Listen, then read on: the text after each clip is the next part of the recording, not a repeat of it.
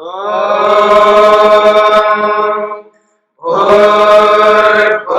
स्वः तत्सवितुर्वरेण्यं भर्गो देवस्य धीमहि धियो यो नः प्रचोदयात्।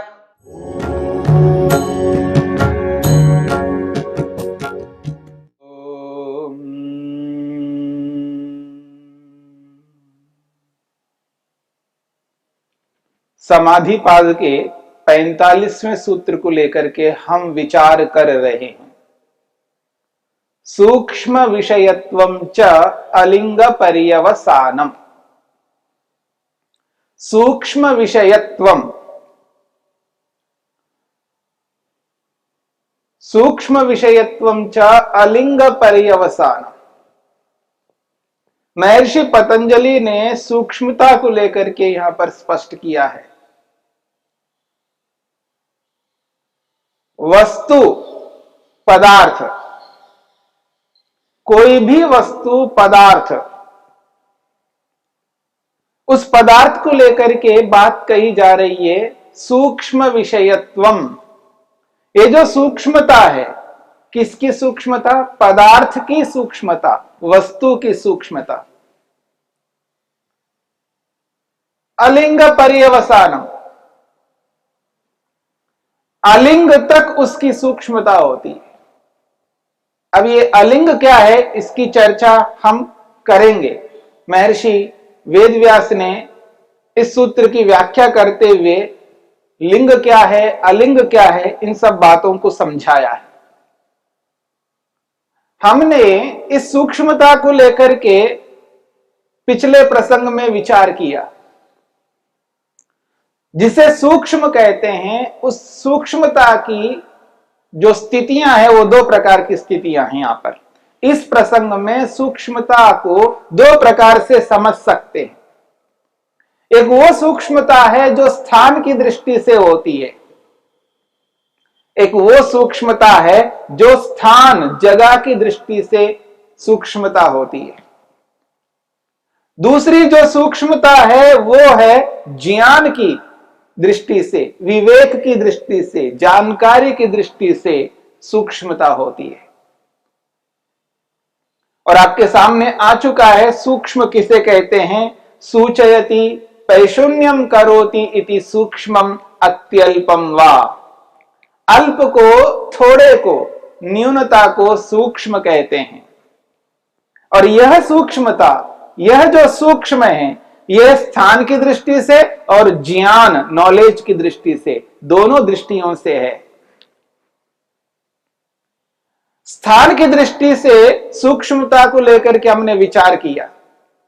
जगह की दृष्टि से कौन सी वस्तु कितना स्थान वो लेती है, कौन सा पदार्थ कितना स्थान लेती है। जितना स्थान वो पदार्थ, वो वस्तु लेती है, उतने स्थान को हम कैसे बोलें, तो उसके लिए परिमाण शब्द का प्रयोग होता है। अणुपरिमाण, जिसको हम अल्प परिमाण कहते हैं, महत परिमाण, जिसको हम महत परिमाण, बहुत बड़ा स्थान। अल्प और महत, इन शब्दों का प्रयोग होता है परिमाण के लिए। जितना स्थान एक पदार्थ लेता है, एक बेर है, आंवला है, जितना स्थान वो पदार्थ लेता है, उससे अधिक स्थान सेव, फल लेता है। उससे अधिक स्थान सीताफल लेता है। उससे भी अधिक स्थान कद्दू लेता है। ऐसे बड़े से बड़े पदार्थों को आप ग्रहण कर सकते हैं। ऐसे करते करते करते बड़े से बड़े पदार्थों को आप मकानों को लीजिएगा, बड़े बड़े मकानों को लीजिए, उससे भी बड़े पहाड़ों को लीजिएगा, उससे भी बड़ा और कोई पदार्थ है उससे लीजिएगा, और सबसे बड़ी चीज, वस्तु धरती है। जिस धरती पर हम रहते हैं बहुत बड़ी है, बहुत विस्तृत है। उसका नाम ही पृथ्वी है जो विस्तार को प्राप्त हुई है। अब उस धरती से भी बड़ा पदार्थ यदि कोई है तो सूर्य है। सूर्य से भी बड़ा कोई है तो आकाश गंगा है, गैलेक्सी है। ऐसे आप बड़े बड़े पदार्थों को आप देखेंगे और पूरा का पूरा ब्रह्मांड को एक पदार्थ मान करके देखेंगे तो बहुत बड़ा है। इसको कहते हैं महत् परिमाण। उसको छोटा करते करते करते करते करते ऐसी स्थिति में आ जाइए जिसको आप एटम कहते हैं, अणु कहते हैं, उसको सूक्ष्म परिमाण कहते हैं, अणु परिमाण कहते हैं, अल्प परिमाण कहते हैं। थोड़ा स्थान लेता है, उस थोड़े को, उस न्यूनता को यहां पर सूक्ष्म शब्द से स्पष्ट किया जा रहा है। यह हुआ स्थान की दृष्टि से, जगह की दृष्टि से। और एक दृष्टि है सूक्ष्मता की ज्ञान की दृष्टि से, नॉलेज की दृष्टि से। उदाहरण के लिए घड़ा लीजिएगा। घड़े को अक्सर सभी लोग जानते हैं, घड़े को अक्सर सभी लोग जानते हैं और प्रत्येक गांव वाला व्यक्ति जानता है। ग्राम प्रधान हमारा यह भारत है, लाखों गांव हैं, लाखों गांव हैं। प्रत्येक गांव वाला इस बात को समझता है घड़ा। अब घड़े को समझना है, ज्ञान की दृष्टि से हम सूक्ष्म को समझने का प्रयत्न करने। सूक्ष्मता क्या है और स्थूलता क्या है, घड़े को समझना है। घड़ा कैसे बनता है, कुम्हार बनाता है। गांव वाले अक्सर देखा करते हैं घड़े को बनते हुए। अब घड़े को समझना है और किसी को घड़े के बारे में समझाना है। घड़ा कैसे बनता है किसी व्यक्ति को पता नहीं है, उसको समझाना, जानकारी देनी है तो दे सकते हैं। घड़ा ऐसा ऐसा बनता है। घड़े की जानकारी किसी व्यक्ति को हम दे रहे हैं, घड़ा ऐसा बनता है, उसको समझा जा रहा है, ज्ञान उसको दिया जा रहा है। ज्ञान की दृष्टि से सूक्ष्मता को समझने का प्रयत्न कर रहे हैं। घड़े को समझना सरल है, आसानी से सभी लोग समझ लेते हैं क्योंकि सभी लोग देखते हैं प्रत्यक्ष। घड़े को समझाना, घड़े के बारे में जानकारी देना बहुत सरल है। ये जो पंखे चलाते हैं हम लोग, जब गर्मी लगती है तो पंखे चलाते हैं। पंखे के अंदर एक मोटर है, पंखे के अंदर एक मोटर है, उस मोटर को समझाना है।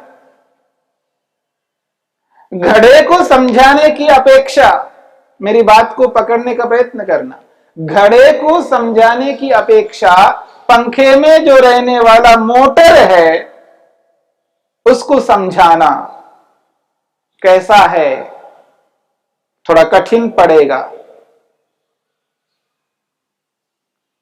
घड़े को समझाना सरल है, आसानी से समझ सकता है व्यक्ति, आसानी से जानकारी प्राप्त कर लेता है। घड़ा कैसे बना, घड़े की जो जानकारी है, घड़े की जानकारी को प्राप्त करना आसान है, सरल है, आसानी से हर कोई समझ लेता है क्योंकि वो स्थूल है। यानी वो जानकारी स्थूल है, यानी आसानी से समझने वाला जो ज्ञान है वो स्थूल होता है। और पंखे के अंदर जो मोटर है, उस मोटर को समझना, उस घड़े को समझने की अपेक्षा कठिन है। थोड़ा सा और दिमाग लगाना पड़ेगा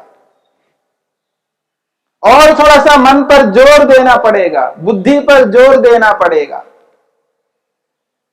आसान नहीं है घड़े को समझना, जितना आसान नहीं है मोटर को समझना, वो कठिन पड़ेगा। इसलिए घड़े की अपेक्षा मोटर को समझना सूक्ष्म है, कठिन है, देर से समझ में आने वाली बात है, कठिनाई से समझ में आने वाली बात है, इसलिए उसको सूक्ष्म कहते हैं। और आगे बढ़िए, ये तो मोटर है। सॉफ्टवेयर को समझना है। आजकल बहुत सारे सॉफ्टवेयर्स बनाते हैं लोग, बहुत अधिक बनाते हैं, इतने अधिक विस्तार को प्राप्त हुआ है। अब किसी सॉफ्टवेयर को बनाना है या सॉफ्टवेयर को समझना है कि कैसा बनता है सॉफ्टवेयर। अब वो जो मोटर है, उस मोटर को समझने की अपेक्षा सॉफ्टवेयर को समझना ज्यादा कठिन है। आप देखेंगे सूक्ष्म से सूक्ष्म पदार्थ, यानी यहां पर समझने की दृष्टि से सूक्ष्मता है, समझने की दृष्टि से सूक्ष्मता है। किसी को आसानी से समझ लेते हैं, वो तो स्थूल है, आसानी से समझ में आता है।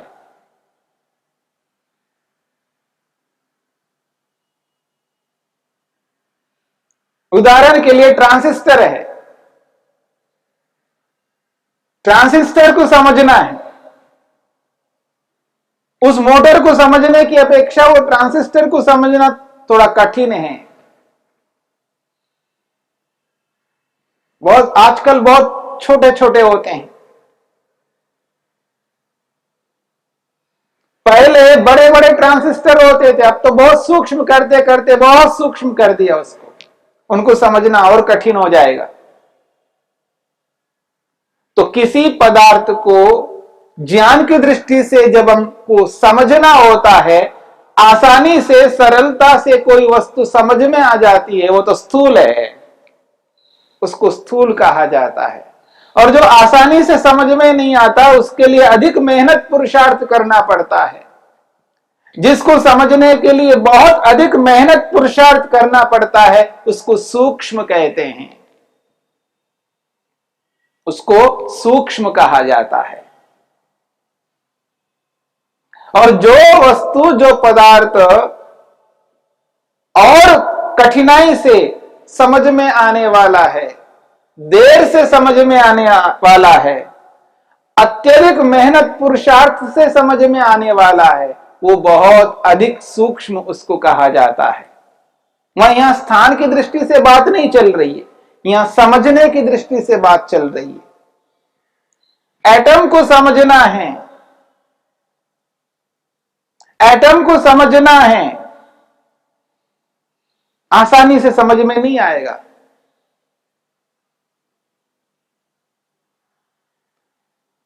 इलेक्ट्रॉन, न्यूट्रॉन, प्रोटॉन, इन सबको समझना है, क्वार्क्स को समझना है, और सूक्ष्मता में जाइएगा, उनको समझना है, तो आसानी से समझ में आएगा नहीं,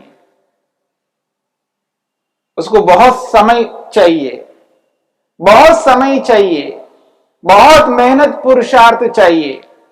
जिसके लिए बहुत अधिक मेहनत पुरुषार्थ चाहिए, समय चाहिए, उसको समझने के लिए व्यक्ति सारा जीवन लगा देता है, तो भी समझ में नहीं आता है।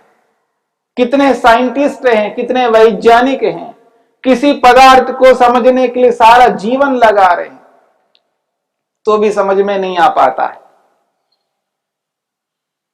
और किसी किसी को समझ में आ जाता है, सालों लगाने के बाद समझ में आता है। तो किसी को समझने की दृष्टि से, जानकारी की दृष्टि से बहुत समय लगता है, मेहनत पुरुषार्थ लगता है, वो है सूक्ष्म। ये जो संसार है, जो संसार दिखाई दे रहा है, इस संसार को समझना, और आत्मा जिसको हम कहते हैं, चेतन जिसको कहते हैं, जिसको लिविंग थिंग कहते हैं, नॉन लिविंग थिंग और लिविंग थिंग, इन दोनों में किसको समझने के लिए अधिक सामर्थ्य चाहिए, अधिक मेहनत पुरुषार्थ चाहिए? नॉन लिविंग थिंग को, जड़ पदार्थ को, प्राकृतिक पदार्थ को समझना जितना सरल है, उससे अधिक कठिन आत्मा को, चेतन को समझना है। जितने समय में, जितने मेहनत पुरुषार्थ से जड़ पदार्थ समझ में आता है, उससे अधिक मेहनत पुरुषार्थ समय से चेतन पदार्थ समझ में आता है। जड़ को समझना, आत्मा को समझना, परमात्मा ईश्वर को समझना, तीनों को समझना है। प्रत्येक साधक को, प्रत्येक योगाभ्यासी को, प्रत्येक ईश्वर भक्त को, जो व्यक्ति समाधि लगाना चाहता है, जो व्यक्ति आत्मा परमात्मा का साक्षात्कार करना चाहता है, जो व्यक्ति अपने जीवन के लक्ष्य को पूरा करना चाहता है, अपने लक्ष्य को पाना चाहता है, उसे संसार को भी समझना है। संसार को नजरअंदाज नहीं कर सकते हैं, संसार की वास्तविकता को समझना है। संसार को, इस ब्रह्मांड को नजरअंदाज करके अपने लक्ष्य तक नहीं पहुंच सकते। संसार को समझना है, स्वयं को भी समझना, आत्मा को भी समझना है, और स्वयं को समझते हुए परमात्मा को भी समझना है। तो संसार संबंधी जानकारी, स्वयं आत्मा संबंधी जानकारी और परमात्मा संबंधी जानकारी, तीनों प्रकार की जानकारी, तीनों प्रकार का ज्ञान, जानकारी, नॉलेज साधक को रखना होगा। तो ज्ञान की दृष्टि से संसार को समझना सरल है, और संसार की अपेक्षा स्वयं को, आत्मा को समझना कठिन है, और स्वयं आत्मा को समझने की अपेक्षा परमात्मा को समझना और अधिक कठिन है। तो संसार की जानकारी स्थूल है, और उससे थोड़ा सूक्ष्म आत्मा की जानकारी है, और उससे भी अधिक सूक्ष्म ईश्वर की जानकारी है। यानी जितने मेहनत पुरुषार्थ से संसार समझ में आता है, उससे अधिक मेहनत पुरुषार्थ से आत्मा समझ में आता है, और सबसे अधिक मेहनत पुरुषार्थ चाहिए परमात्मा को समझने के लिए। इसलिए जानकारी की दृष्टि से, ज्ञान की दृष्टि से ईश्वर बहुत सूक्ष्म है। उपनिषदों में, ऋषियों ने, वेद में परमपिता परमात्मा को सूक्ष्म से सूक्ष्म कहा है। यानी ईश्वर को समझना बहुत अधिक जानकारी चाहिए, बहुत अधिक मेहनत पुरुषार्थ चाहिए। वो बहुत सूक्ष्म है, ज्ञान की दृष्टि से सूक्ष्म है, स्थान की दृष्टि से वो तो महत् परिमाण वाले हैं, बहुत बड़े हैं, सर्वत्र विद्यमान है, व्याप्त है। तो इस सूक्ष्मता को समझना है।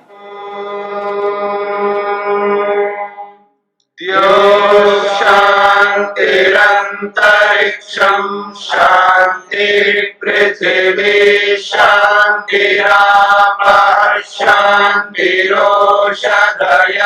शांति वनस्पतयः शांतिर्विश्वे देवाः शांतिर्ब्रह्म शांति सर्वं शांति शांतिरेव शांति क्षमा शांतिरेधि।